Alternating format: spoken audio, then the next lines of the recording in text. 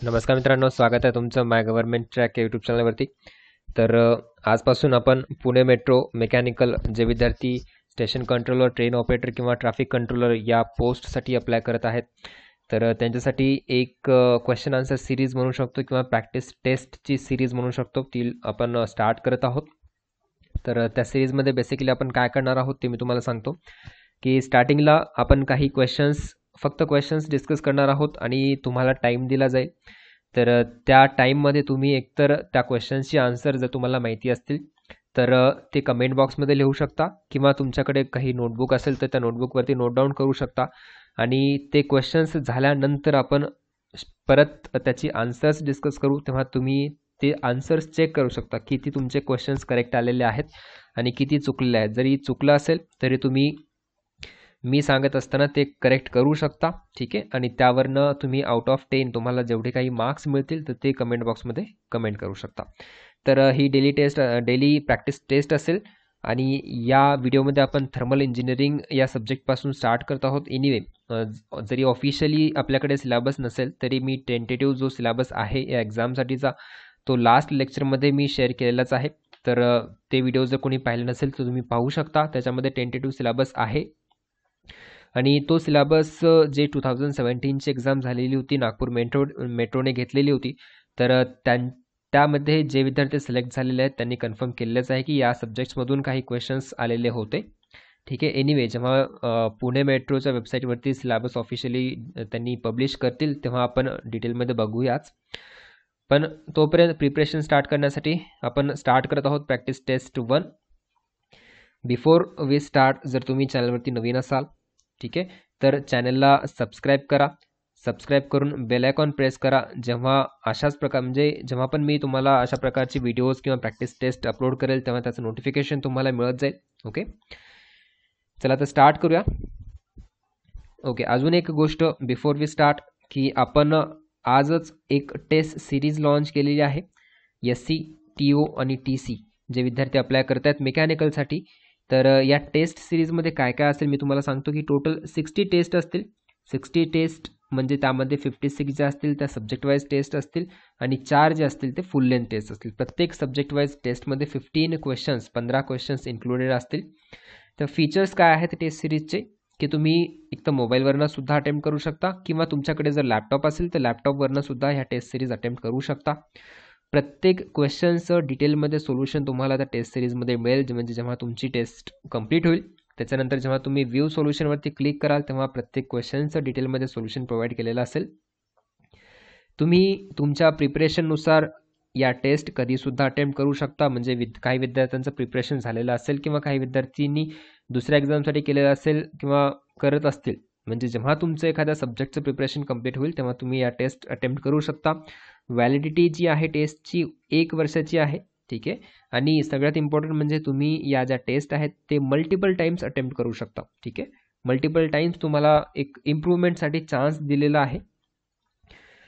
आणि taste complete केल्यानंतर तुम्हाला तुमचा इमिजिएट रँक मिळेल, ओव्हरऑल रँक मिळेल आणि तुमचा ॲनालिसिस मिळेल की किती क्वेश्चन्स तुमचे चुकलेत, किती क्वेश्चन्स बरोबर आहेत, किती वेळ तुम्ही घालवलेला आहे. तर पूर्ण डिटेलमध्ये ॲनालिसिस तुम्हाला तिथे मिळेल.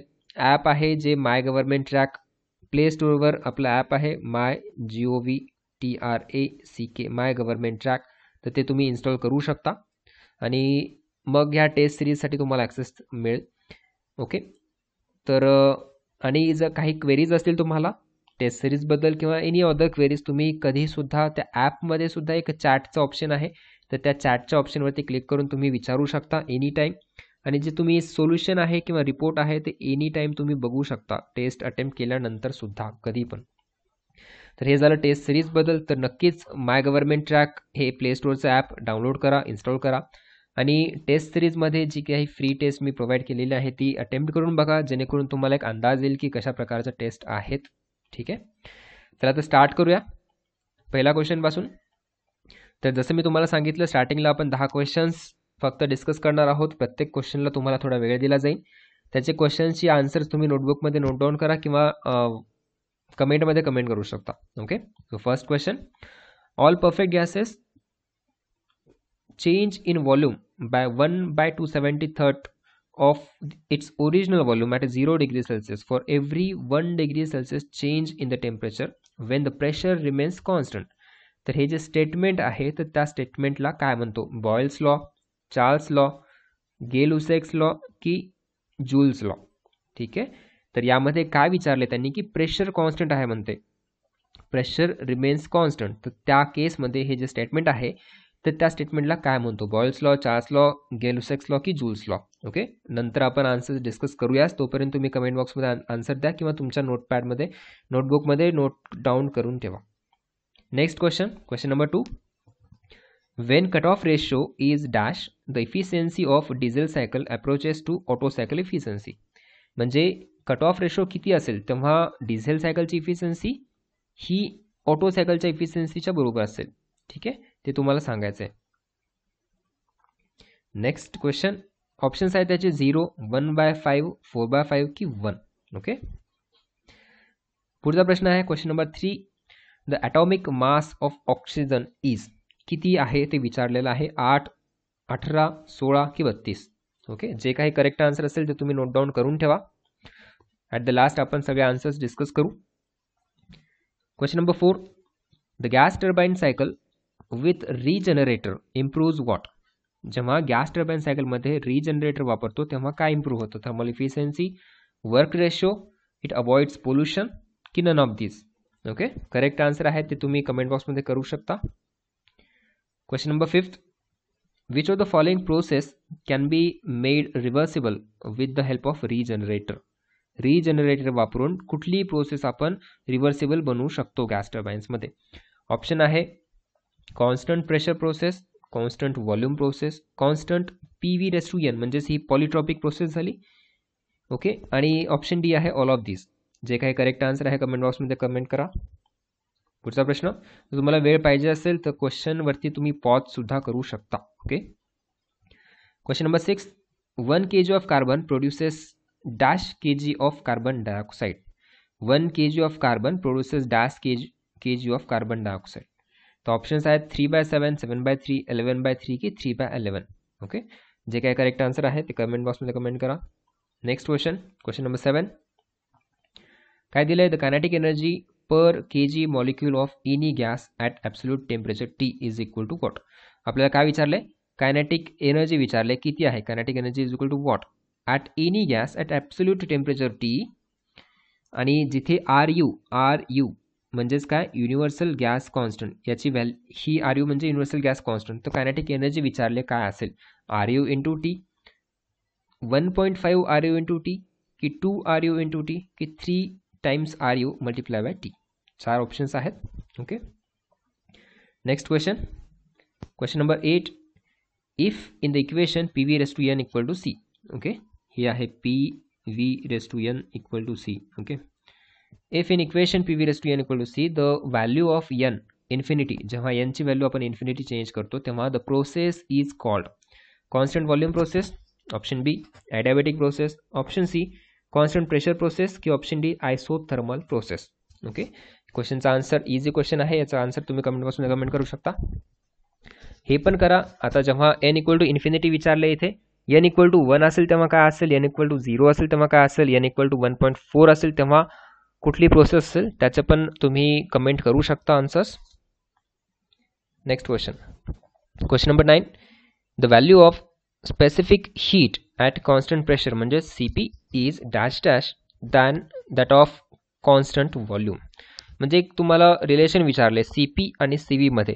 ठीक आहे, तर CP is dash less than, option B equal to, option C more than की option D none of this. Okay, CP काय असते CV पेक्षा. आणि हे पण सांगा मला की द डिफरन्स बिटवीन CP आणि CV काय असतो? CP मायनस CV हे काय असतं आणि या इक्वेशनला काय म्हणतात? ओके, कमेंट बॉक्समध्ये कमेंट करू शकता तुम्ही. The value of specific heat at constant pressure CP आणि is dash that of CV. Okay, question कळाला. Next question number 10. 1 kg of carbon monoxide requires dash kg of oxygen to produce 11/7 kg of carbon dioxide gas. Actually हे फ्युएल्समधला question आहे, fuel and कंबशनमध्ये. एक तर त्याला proper equation लिहून त्याच्या खाली जे मोल्स वगैरे आहेत ते डिराईव्ह करून तुम्हाला आन्सर काढावं लागेल. क्वेश्चन आहे नीट वाचा. 1 kg of carbon monoxide requires dash kg of oxygen two produce 11/7 kg of CO2. Okay, option आहे 4/7, 11/4, 9/7 की ऑल ऑफ दिस. ओके, तर हे झाले 10 क्वेश्चन्स आणि आता एक तुम्हाला होमवर्कसाठीचा क्वेश्चन आहे आणि त्यानंतर आपण आन्सर्स डिस्कस करणार आहोत सगळ्या क्वेश्चन्सची. 11 नंबरचा क्वेश्चन, the efficiency of a diesel cycle depends on.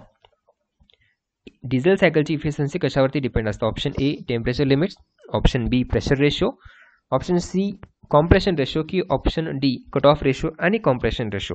Okay, काय विचारले की इफिशियन्सी कशाची तुम्हाला विचारले? डिझेल सायकलची इफिशियन्सी कुठल्या कोणकोणत्या गोष्टींवरती डिपेंड असते विचारले? टेम्परेचर लिमिट्सवरती, प्रेशर रेशोवरती, कॉम्प्रेशन रेशो आणि कट ऑफ रेशो कोणावरती? तर याचा आन्सर तुम्हाला कमेंट बॉक्समध्ये द्यायचा आहे आणि बाकीचे जे 10 क्वेश्चन्स आहेत त्याचे आन्सर्स आपण आता लगेच डिस्कस करूया. ओके,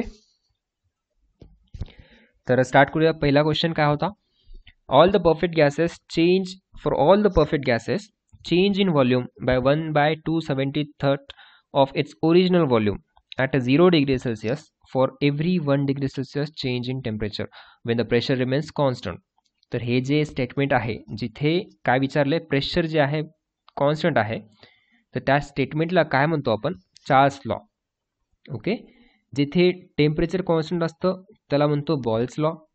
ओके, जिथे व्हॉल्यूम कॉन्स्टंट असतं त्याला म्हणतो आपण गेल-लुसेक्स लॉ. ठीक आहे, जेव्हा टेम्परेचर कॉन्स्टंट असतं तेव्हा इक्वेशन काय असतं? PV = constant. चार्ल्स लॉ मध्ये काय इक्वेशन आहे? आता प्रेशर कॉन्स्टंट आहे, तर तुम्ही स्वतः पण डिराईव्ह करू शकता. PV = काय असतं?